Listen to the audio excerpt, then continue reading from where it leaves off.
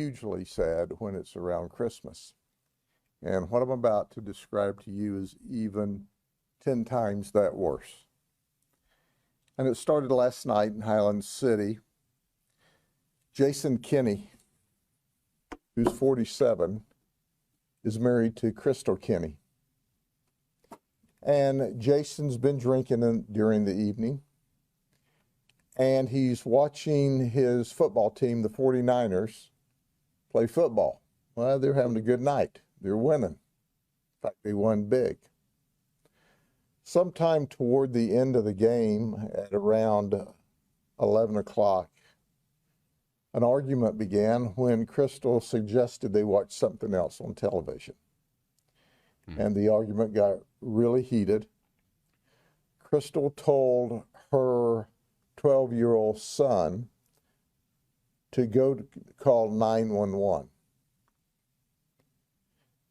So the 12-year-old flees to the neighbor's house in order to dial 911, and as he's leaving the house, he hears a gunshot. What? Just like that?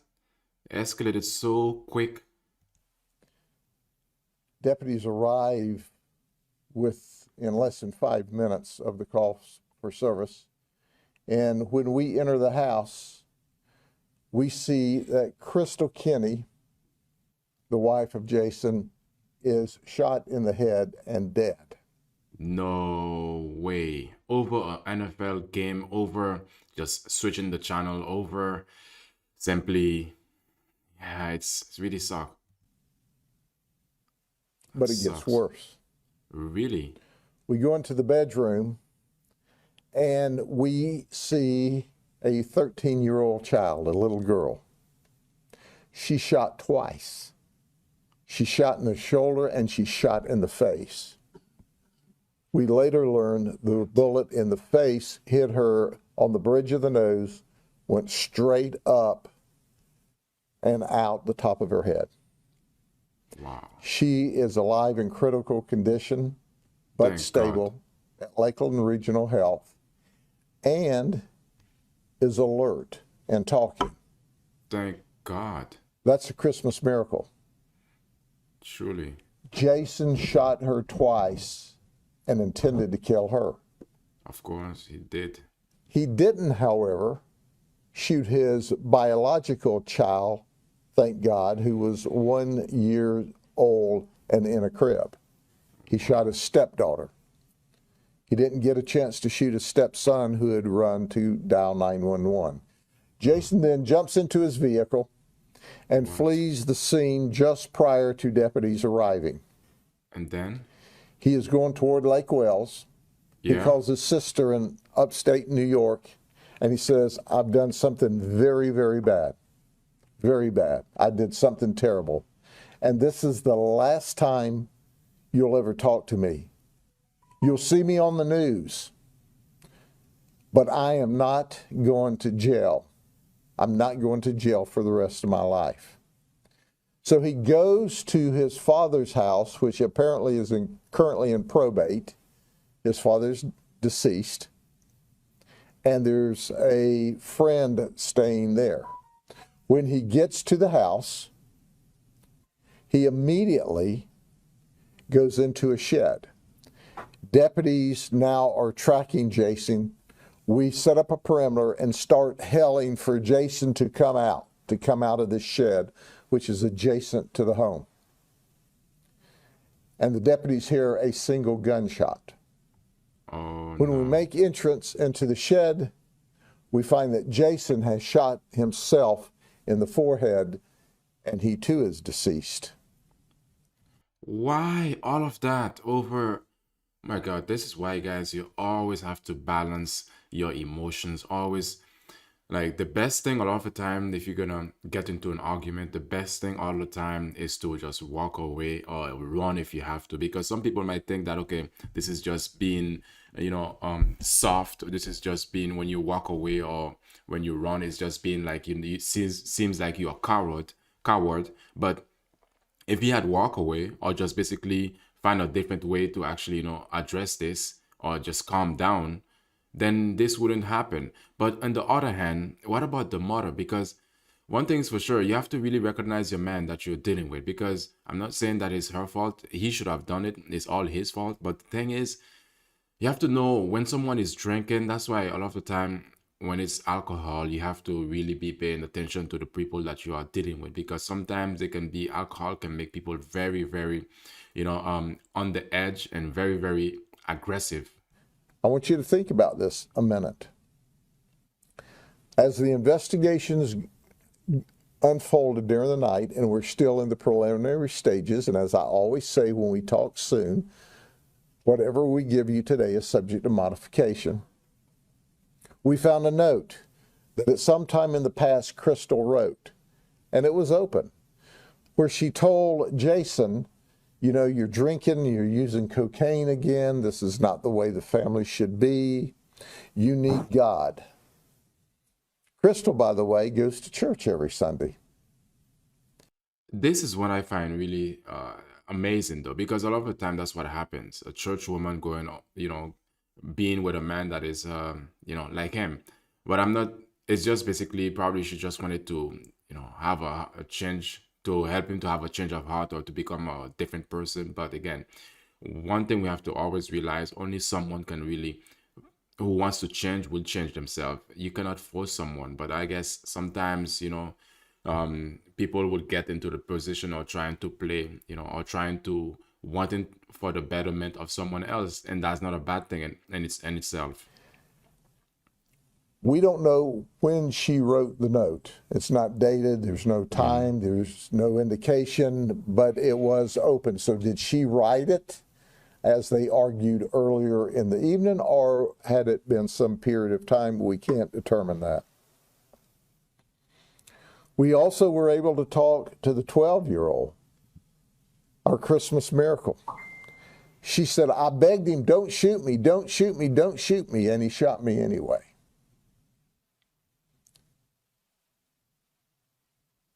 This is things that are never supposed to happen. Facts. And certainly we are all very, very happy that our little 13-year-old girl is, from every indication, going to survive and thrive. But the investigation's still underway. But this is a family disturbance that apparently had gone on for some time. We talked to another Wow. family member, and that family member said, oh, he's been beating on her for a while. So we've checked our Sheesh. records to see if we received any calls at the residence, and we have not. He has never been arrested for domestic violence. But bottom line is, 3 days before Christmas, he shot and killed his wife. He shot his 13-year-old stepdaughter twice and intended to kill her. Called his sister and confessed that he did something terrible, and then rather than be arrested, shot and killed himself. Quite frankly, I don't want to sound sinister, but the only thing he did right that night was shoot himself after those horrible deeds. If he felt that way, he could have taken himself out and not hurt those two beautiful people. How do you guys feel about that? I mean, I know this police, this guy, he's usually like this. I've seen videos of him before, and he's like, just very cutthroat like this. What do you guys, based on what you just said, do you guys agree or disagree? So it's sad anytime. It's horrific anytime. Yeah. He had a chance. He could have gotten mental health help. We'd have done anything we could for him and the family in advance. But he just absolutely destroyed a family, literally, and the mental health of two children without their mama and an infant that will grow up without a mother and a father. 3 days before Christmas. Any questions? You said the 12-year-old that's asked not to be shot at. Did you mean the 13-year-old? I meant the 13-year-old. 12-year-old was the boy. The 13-year-old was the girl. The 13-year-old girl begged not to be shot. please don't shoot me. Please don't shoot me. And he shot her twice anyway. The 12-year-old had fled out of the house, and the 12-year-old, heard the first gunshot as he was leaving. Was it that neighbor that ended up being able to call 911? He went to a neighbor's house, and 911 was dialed from the neighbor's house.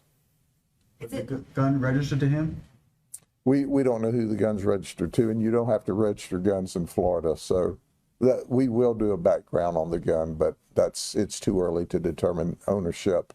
But the reality is, in Florida, we don't register guns. So Really? That's interesting. I didn't know that. I don't know if you guys knew this, but in Florida, you can get a gun without it being registered. So basically, you can just have a gun just randomly like that. You can get it from somebody in the street, and you don't have to register it. It's yours. So that's what do you guys think about that? I find this is like, yeah, at this point, it's gonna be. I mean, they have ways in investigating to find out whether the gun belongs to him, and if they found the gun, since he basically unalived himself afterwards, they can trace it back from the bullet shells, and they can find out if that was the gun that he used. But either ways, they're gonna find out. They're gonna know for sure. And I know you said there hadn't been prior domestic violence. But one thing is for sure is like, how are they gonna know if it was his gun or her gun? Probably just by, how would you call it? If they have like a receipt of the purchase. That's related calls. Did he have any other, history of any sort of violence? no criminal history. What happens to these children now? Well, right now they're with the grandparents. DCF's call. DCF will take custody of them. They are placed right now with grandparents. And long term, the DCF and the grandparents will have to work that out, because, I understand that the 12-year-old boy and the 13-year-old girl who was shot, that their father is in California someplace, has never had any interaction with the children. That's the early information. And of course, the infants, mom and dad, are deceased. So the entire family was destroyed. And I must tell you, our homicide detectives are distraught.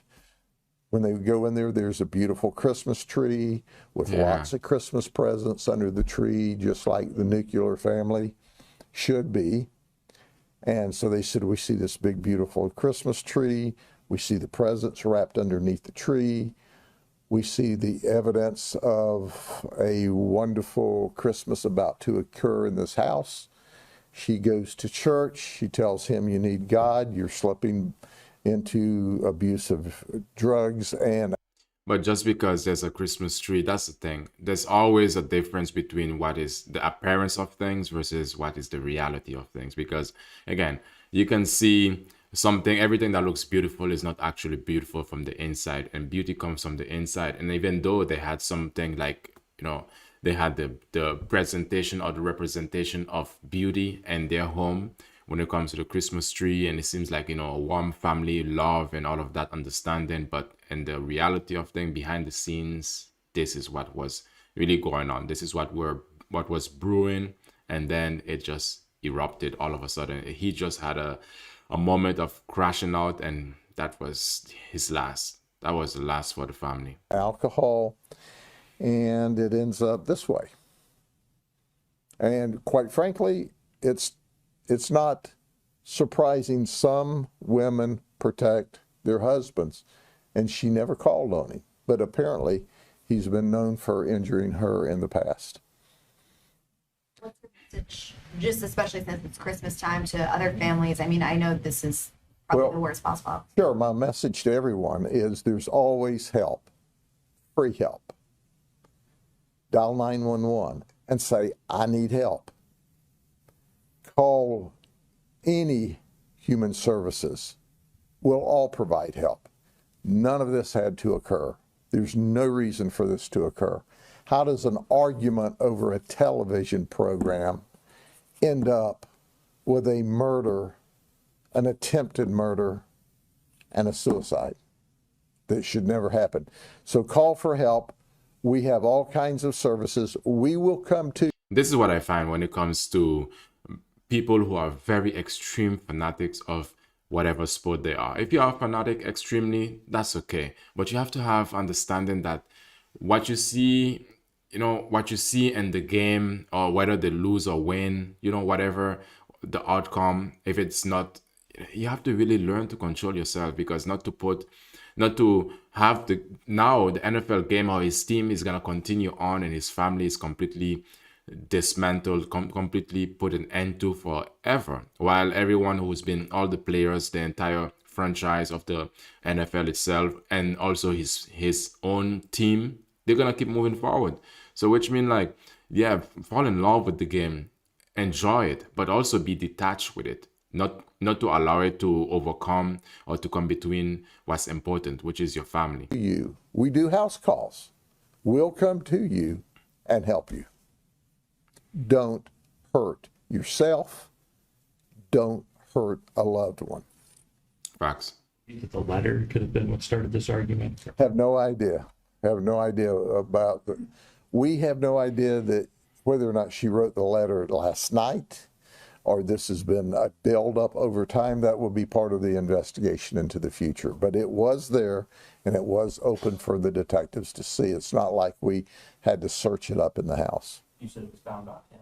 No, it was found in the house.